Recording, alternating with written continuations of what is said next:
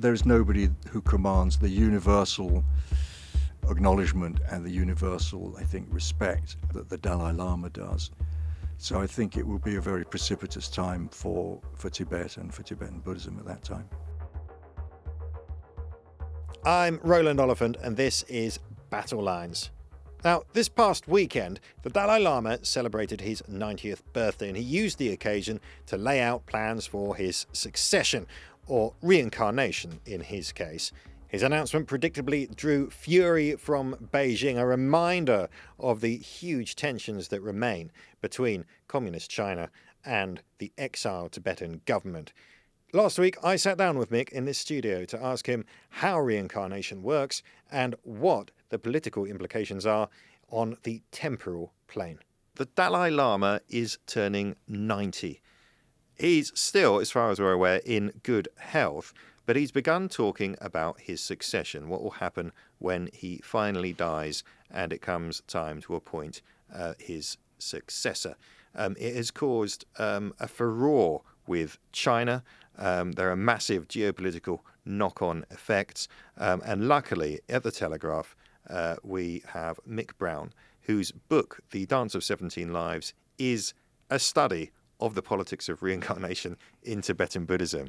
Mick, welcome to Battlelines. Thank you. Just give us a rundown of the news of the week. The Dalai Lama is turning 90. What has he said, and why has it caused such a stir? This is an announcement which he talked about coming at the time of his 90th birthday. What he said is that in accordance with the wishes of the Tibetan people, he says that the institution of the Dalai Lama will continue.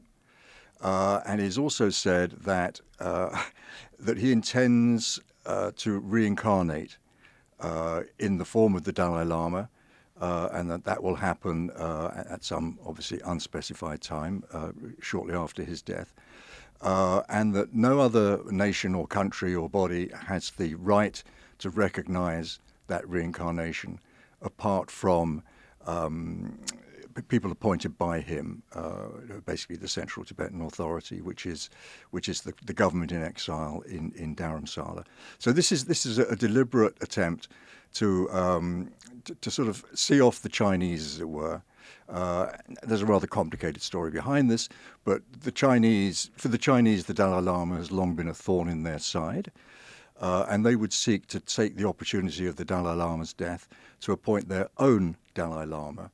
And the consequences of that would, as you say, be geopolitical, basically, because it would be the Dalai Lama.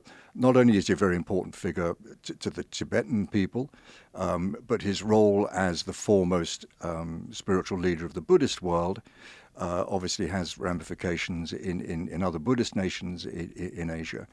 And for the Chinese to have their own Dalai Lama, so to speak, is a way for them to sort of exert leverage over those other nations around them. I feel like at this point we need to get into the context, because I've been looking at a lot of the reporting and around this, and it's kind of being discussed as if everybody knows who the Dalai Lama is and what's going on and so on. And there was a time, I think I can remember, when I was younger, Free Tibet, the Dalai Lama was one of these massive public causes that was everywhere, that seems to have fallen off the radar. Could you explain to us just the basics, please? Who is a Dalai Lama? Where's he come from? What's his job? And what are the origins of the issue with Tibet? And maybe if you could lay that out first, and then I want to get to why it's somehow fallen off the radar. I mean, the Dalai Lama is the shorthand would be that he is the spiritual leader of Tibetan Buddhism. In 1950, China invaded Tibet and consolidated that invasion in 1959. There was a popular uprising against the Chinese occupation within Tibet. And at that point, the Dalai Lama fled into India. Now, he's primarily a spiritual teacher, a religious leader, but at the same time, he then became the voice for a free Tibet. And I suppose that's what most people would perhaps know him as. And in 1989, he won the Nobel Peace Prize. And as I say, he's been a constant thorn in the Chinese side, not simply as a spiritual leader, although I can talk about how that is fundamentally important, but also because of his constant talk about the conditions inside Tibet and the need for, not for Tibetan independence, what he's always advocated is what he calls the middle way. And I think this is a pragmatic realization of the fact that Tibet is part of China in terms of sovereignty. But the middle way approach that the Dalai Lama has long advocated is that there should be some degree of Tibetan autonomy in terms of preserving the language, the culture, the religion, so that Tibet as it was should be preserved. And the Chinese, over the years, have done their best to extirpate that. I mean, there's been terrible brutality against the Tibetan people. There's been terrible assaults on Tibetan Buddhism, which is the very heartbeat of Tibet, and has long, for centuries and centuries, have been the very heartbeat of Tibet. And so him saying now, I will reincarnate, the Chinese basically have no authority. This is what he's basically saying. The Chinese have no authority to appoint their own Dalai Lama. And so you will have this standoff where, in the fullness of time, a Dalai Lama will be recognized by Tibetan exiles, and the Chinese will have their own person who they say is the Dalai Lama. So that will be the scenario at some unforeseeable future. But you're quite right to say that in a way, Tibet as a cause fell off the radar.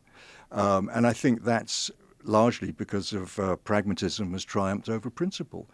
And there was a time when the Dalai Lama would be welcomed at Downing Street, for example. The last British Prime Minister to greet the Dalai Lama in Downing Street was Tony Blair. The last American president to meet the Dalai Lama was Barack Obama.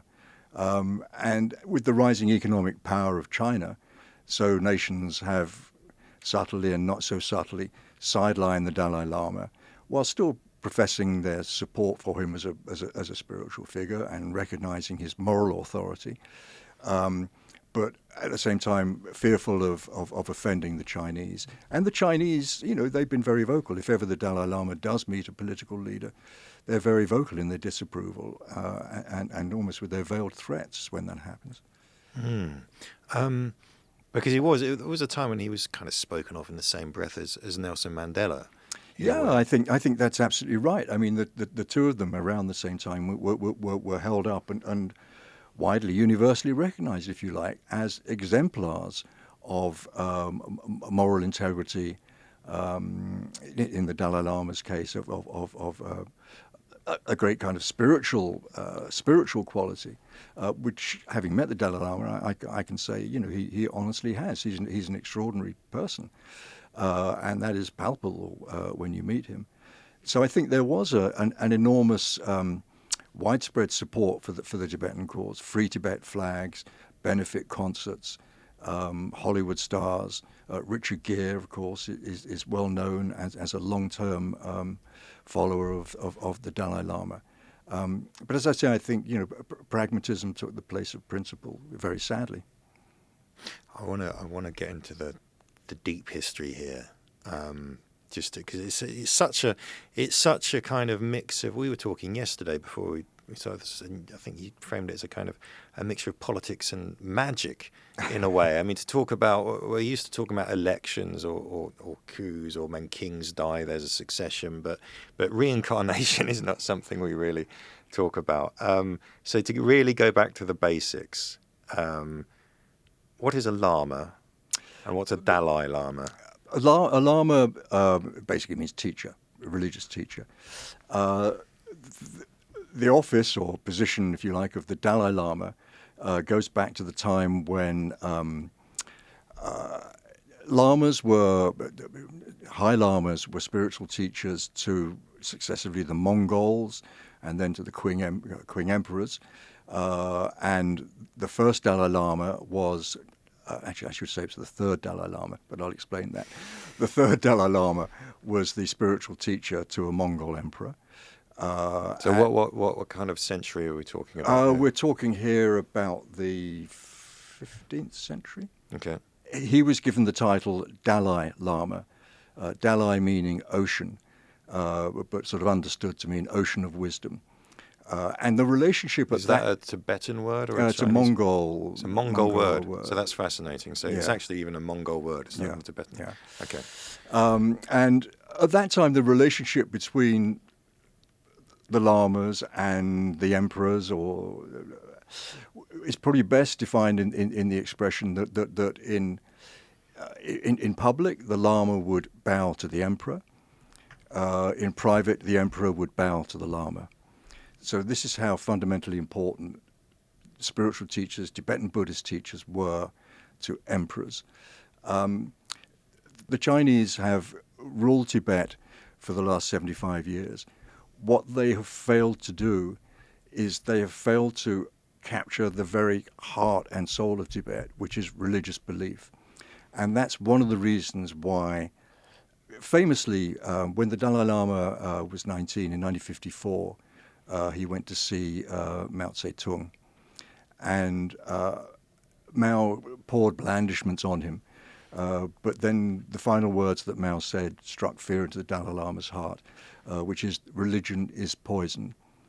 But when the Dalai Lama fled from Tibet in 1959 and went into sanctuary in China, Mao is supposed to have said, "We've lost." And the reason he said that is because he knew that the one thing he couldn't control was the Tibetan belief in Buddhism, and that the person who exemplified that, who embodied that, was the Dalai Lama himself. But over successive years, that is the one thing that the Chinese have tried and basically failed to control. The name of the Dalai Lama, you can't read his books in Tibet, you can't mention his name, you can't have photographs. It's not a law, but it's understood what the consequences would be of that. But the sentiment of the Tibetan people and their respect and veneration for the Dalai Lama cannot be eradicated. Okay, so he's one of these special people who he is at the summit of this idea of identifiable reincarnation. Right. Yes. And so he's been reincarnating since the 13th century, you said. Since the 13th century. Right. How does one reincarnate? I mean, how does one know that a child, after a Dalai Lama dies, how does one know that a child who's been born somewhere is the next Dalai Lama reincarnated? Well, this is where we enter the realm of the magic as opposed to the politics, and there's a long tradition of how these recognitions take place. In the case of the present Dalai Lama, who is the 14th, shortly after the 13th Dalai Lama's death, the story is said that the 13th was sitting in state and his head turned to the northwest. And this was said to be the first indication of where they should begin the search for the next Dalai Lama. There is a sacred oracular lake in Tibet called Lake Lamo Latso. And after this indication from the 13th Dalai Lama, high lamas went to the lake, and looking into the lake were given various signs and divinations about where they should begin looking for the next incarnation. And among these signs and divinations was the vision of a monastery in the northwest, following the direction that the 13th had indicated. So a search party set out, and in the fullness of time was guided to a particular house where a particular 2-year-old boy was to be found.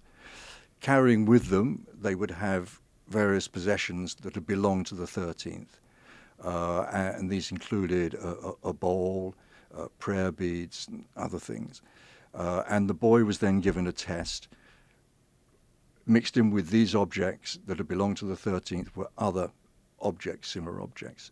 And he was given a test, which ones are yours? And again, according to the story, the boy said, this one is mine, this one is mine, and this one is mine. So he was 2 years old. He was taken away from his parents. This may sound like child abduction. I was going to say, what do the parents feel about that? This would have been the highest imaginable honor.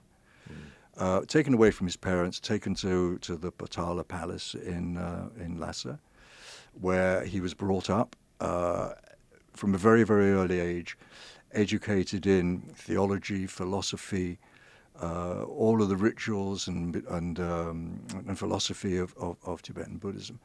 What he's always said of himself is that he is a simple monk, and as fanciful as that may sound, that is essentially what he is. He is a monk, but by virtue of the fact of being the Dalai Lama, he then, in the fullness of time, became the temporal head of Tibet as well.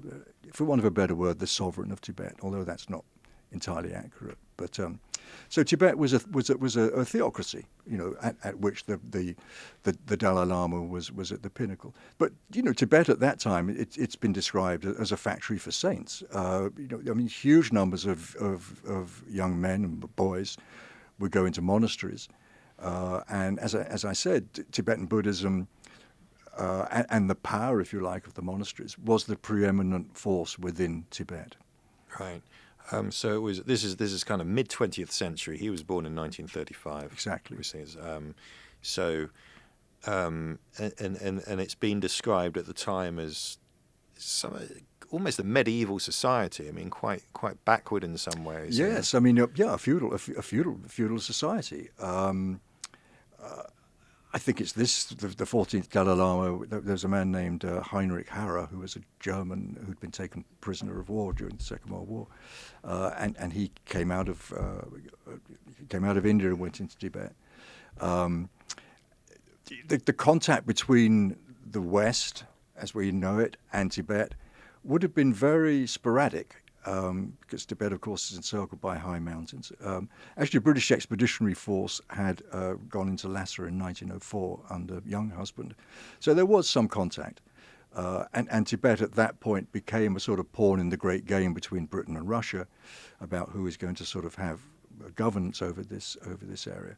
But in terms of its political system, it was a theocracy. And so this has long been used as the sort of explanation or the justification, if you like, for one of the reasons why China invaded Tibet, and of all the benefits that have supposedly accrued from this. And it must be said that Tibet now is a very modernized society and very, very different from what it was in the Dalai Lama's time. But that has been at a tremendous cost to the people and to their beliefs. Mm. You described it was a theocracy. This is the guy who was at the top of the theocracy. Therefore, he is someone with temporal political authority. That gives us something. That gives us an idea of why the Chinese are so concerned. Yes.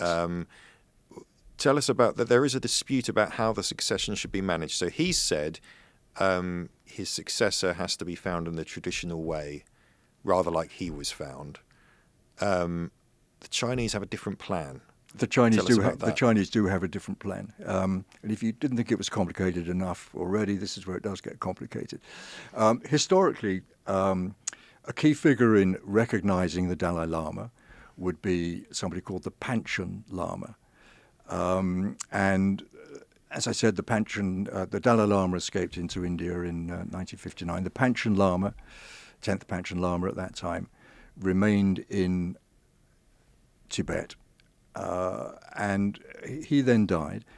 And because he's a very significant figure in recognizing whom the next Dalai Lama will be, or in rubber stamping, for want of a better word, the recognition of the Dalai Lama, this then presents a very interesting opportunity for the Chinese, because they have the potential to bring forward their own Panchen Lama. What the Dalai Lama did in 1995 was that he, in order to sort of subvert that process, he recognized a boy who had been born in Tibet as the Panchen Lama. And this followed the traditional procedure that I'd outlined earlier, the visions in Lake Lama Latso, the divinations, all of those things. So he recognized a boy. And the moment that he recognized that boy, the Chinese immediately arrested that boy, 6-year-old boy. And he and his family have not been seen since. And he's been described as the world's youngest political prisoner. So he's still alive? He's still alive. He's believed to be living in mainland China, for want of a word, in Beijing, having arrested and disappeared the Dalai Lama's appointee. 4 years later, the Chinese then brought forward their own boy using a method called the golden urn. Another Panchen Lama? Yeah, another right. boy. Okay. Yeah, another boy. And this is a method that had been employed back in the 18th century, again when the Chinese had some sort of, or the King Emperor had some sort of authority over Tibet. Let me just summarize. So, Dalai Lama has to be recognized by a Panchen Lama. It doesn't have to be, but it's tradition and custom. Okay. Traditional custom says you need a Panchen Lama to recognize a Dalai Lama. So the Dalai Lama nominates a Panchen Lama. The Chinese abduct that Panchen Lama, disappear him, and then they produce their own Panchen Lama. That's right. Okay. And in order to make this Panchen Lama legitimate, they've used a method called the golden urn. That's right. Right. I hope you're keeping up with this. Tell us sorry, about the guys, golden urn. I know it's complicated. And the golden urn, if I'm right, this goes back, I think, to the 18th century. That's right. The Chinese used the golden urn to bring forward a boy who they now say is the Panchen Lama. And he is sort of paraded around China. He's taken to monasteries. He's met the Chinese premier. Just met him a few weeks ago, where he vowed loyalty to China and gave approval to the Chinese practices in terms of religious practice in Tibet. So we have this boy whom the Chinese have said is the Panchen Lama in Tibet, and we also have the boy who the Dalai Lama says is the Panchen Lama. He too is in Beijing. So this does present a sort of a question mark, at least, about when the Dalai Lama dies, there will not be a Panchen Lama in the free world who could recognize the next incarnation of the Dalai Lama. The Dalai Lama has been quite specific in his address earlier this week that he will reincarnate in the free world. Outside China. Outside China. Okay. Outside China. So it remains to be seen quite what sort of process will take part in that. And of course, a lot of the practices and rituals and sacred places that have traditionally been involved in this recognition, Lake Lama Latso in Tibet, it will not be possible for somebody to go to Lake Lama Latso, which is now actually closed off by the Chinese. But I think that the Dalai Lama himself has been, certainly in Tibetan terms, a great modernizer, and not somebody who's hidebound by ritual and custom. And I have no doubt that they will find some way of following traditional practices within the constraints of being in India, not in Tibet. But it has to be understood that among the vast majority of people within Tibet, whatever the Chinese do has no moral or religious authority.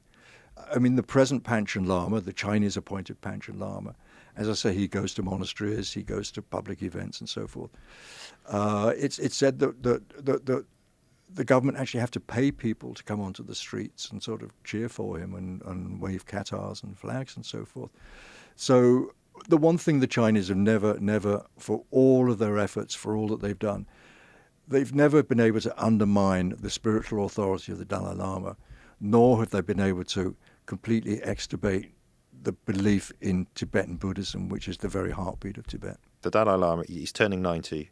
I think we believe he's still in fairly good health. We don't think this announcement came about because he thinks he's going to die soon.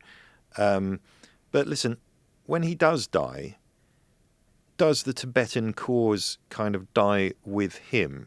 Because he's been such a, as we said, a kind of almost a Nelson Mandela figure at certain times. Can anyone keep that cause alive after him? One of the problems with the whole system, difficulties with the whole system, is the interregnum period between a Dalai Lama dying and his next incarnation, as it were, coming of age in order to assume that position. So you can assume a sort of 20-year interregnum. I mean, there are other very prominent Tibetan lamas, the most prominent of whom is somebody called the 17th Karmapa, who is widely revered in Tibet and among Buddhists throughout the world. But certainly there's nobody who commands the universal acknowledgement and the universal, I think, respect that the Dalai Lama does. So I think it will be a very precipitous time for Tibet and for Tibetan Buddhism at that time. Mick Brown, thank you very much for joining us on Battlelines. My pleasure. Thank you. That was Mick Brown talking to me about the Dalai Lama. That's all for Battlelines this week. Venetia Rainey will be back on Friday with the next update. Until then, that was Battlelines. Goodbye.